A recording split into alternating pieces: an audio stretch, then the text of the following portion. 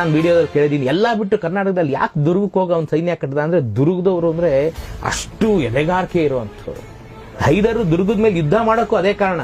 ಅಲ್ಲಿದ್ದಂತ ಬೇಡರ ಸೈನ್ಯ 12,000 ಬೇಡರ ಸೈನ್ಯ ಅವ್ನು ತಗೋಬೇಕಾಗಿರುತ್ತಷ್ಟೇ.